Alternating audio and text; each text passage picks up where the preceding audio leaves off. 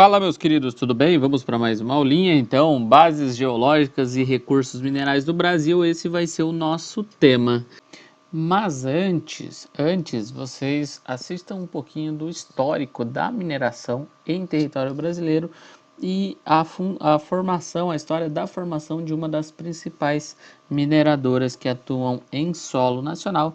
Depois nós vamos para a nossa aulinha. Valeu, falou! A mineração ganhou importância no século XVIII e transformou a vida na época. O controle do acesso às minas virou motivo de disputa. A coroa criou um órgão regulador e impostos para controlar a mineração. Já os paulistas pediram aos portugueses exclusividade no acesso às minas com base no cheguei primeiro, já que os bandeirantes tiveram papel importante na descoberta do minério. Obviamente, não deu certo. Os paulistas entraram em guerra contra os forasteiros de outras localidades, os emboabas. Em 1763, a coroa transferiu a capital de Salvador para o Rio de Janeiro, só para ficar mais perto das Minas Gerais, dada a importância da mineração na época. Ao chegar ao poder em 1930, Getúlio Vargas sonhava em industrializar o país. E o caminho para isso era controlar a exploração dos minérios e produzir ligas metálicas. Vargas primeiro alterou a legislação para tirar o controle de estrangeiros da mineração. Para construir a siderúrgica, Vargas precisava da ajuda de fora e resolveu negociar com a Alemanha de Hitler. Temendo a influência nazista, os Estados Unidos tentavam se aproximar do Brasil. Vargas, habilmente, explorou a rivalidade e, em 1941, inaugurou a Companhia Siderúrgica Nacional com financiamento americano. Em 1942, o Brasil declarava guerra junto aos aliados sob o motivo do naufrágio de navios mercantes brasileiros por submarinos do eixo.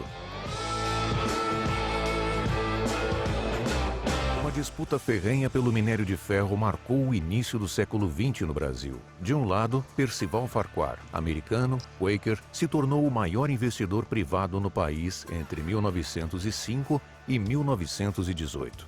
Do outro, os fundadores do Hotel Copacabana Palace, a família Guinle. Tudo começa em 1904, quando Farquhar instala a Companhia Elétrica Light no Rio de Janeiro, território dos Guinle.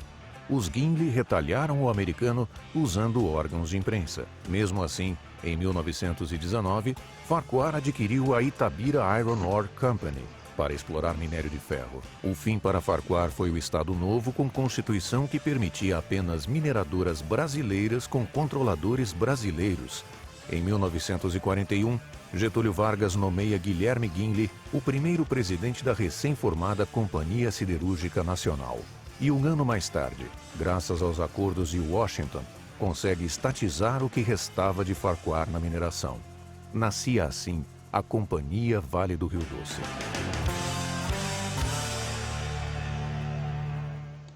Bom, galera, desde lá do período colonial, aqui na América do Sul, galera, a gente tinha exploração, né, de certos minerais, né? A coroa espanhola, por exemplo, ela explorou, entre outros minerais, aí, a prata, o ouro e a esmeralda. Esses minerais eles estavam presentes nas suas colônias aqui na América do Sul, sobretudo nas minas que foram escavadas aí em rochas do dobramento andino. Tá? Lembrando que a Cordilheira dos Andes é um dobramento moderno, né? Atualmente, né, há um destaque para a exploração do cobre, principalmente ali no subsolo do deserto do Atacama, lá no norte do Chile, e também no sul do Peru, né? Já no Brasil, durante o período colonial, a gente vai ter o início da extração mais intensa dos minerais, com destaque para a exploração do ouro, do diamante e das esmeraldas nos territórios ali de Minas Gerais, principalmente na porção centro-oeste aí do nosso país, tá?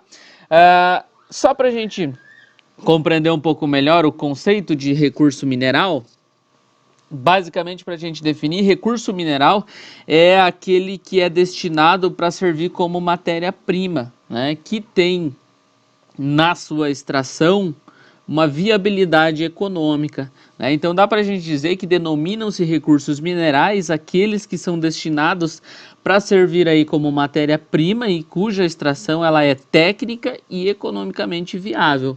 No caso do território brasileiro, em subsolo brasileiro, os recursos minerais são retirados tanto nos escudos cristalinos quanto nas bacias sedimentares, ok? O Brasil hoje é grande produtor aí de minério de ferro, entre os quais vão se destacar aí o ferro, o manganês, a bauxita, que é utilizada para a produção do alumínio, a cassiterita, que é um minério de estanho, e o petróleo, tá?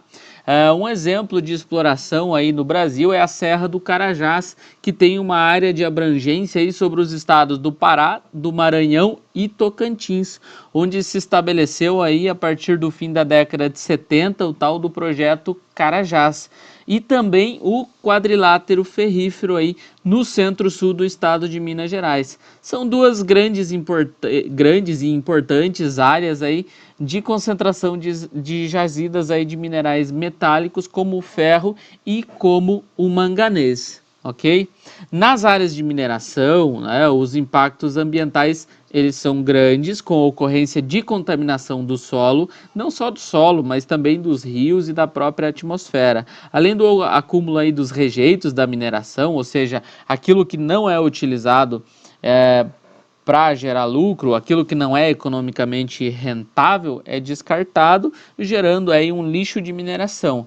E em relação aos trabalhadores do setor de mineração, alguns dos aspectos que mais preocupam são os aspectos relacionados à saúde e à segurança no trabalho. E por que isso? Porque geralmente esses aspectos de saúde e segurança do trabalho não são respeitados, visto que no Brasil a gente tem muitas áreas de mineração que são consideradas ilegais, ou seja, a Justiça do Trabalho não consegue, né, viabilizar aí formas de fiscalização para atender aí as necessidades dessa população, ok?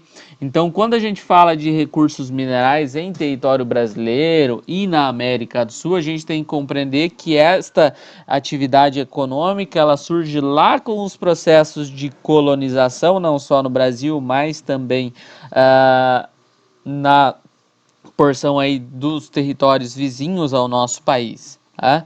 Então, os minérios eles sempre geraram essa busca, né? Eles sempre geraram, né, essa busca por um lucro rápido. E no Brasil até hoje a gente tem, né, importantes áreas de mineração. Lembrando que em território brasileiro a gente vai encontrar minerais não só em escudos cristalinos, mas também em bacias sedimentares. Não podemos esquecer de uma das grandes descobertas dos últimos anos, que foi o pré-sal aí, que deu pelo menos uma visibilidade maior ao nosso país do ponto de vista de sustentabilidade na exploração do petróleo, ok? Então, recursos minerais em território brasileiro somos muito ricos e essa exploração ela vem acontecendo desde lá do início da colonização do nosso país. O que tínhamos por enquanto era isso. Valeu, falou!